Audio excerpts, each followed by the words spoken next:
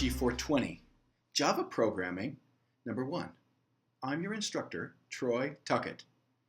During this course, you'll be introduced to object-oriented programming. We'll be using the Java programming language to teach this important topic. During the first week, you'll learn the basics of writing a program. You'll be introduced to the graphical language, Scratch. You'll learn Java, at least be introduced to it, as well as NetBeans. By the end of the week, you should be able to write a simple program.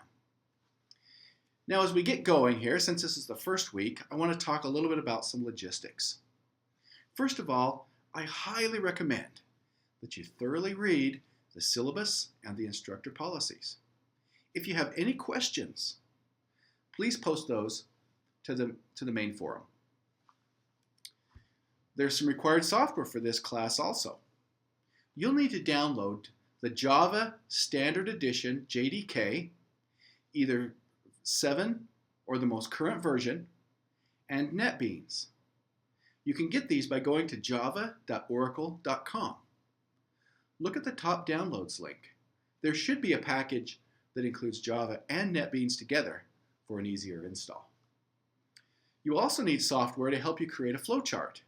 The preferred software is Visio, but you could also use Microsoft Word or PowerPoint.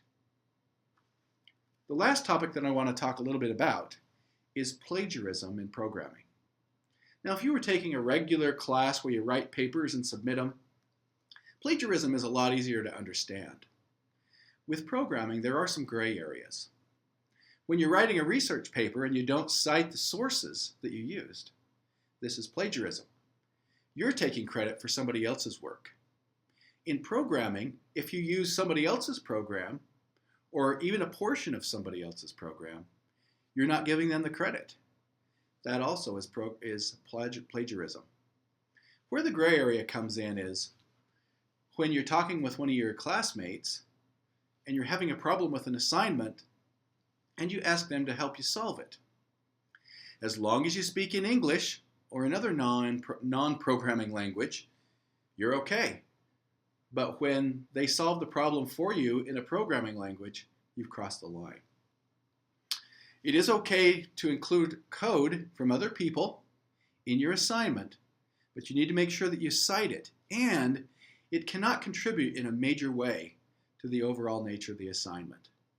Well, I hope that's helped to clear up the gray areas around plagiarism. If you have questions about that, please post them to the main forum.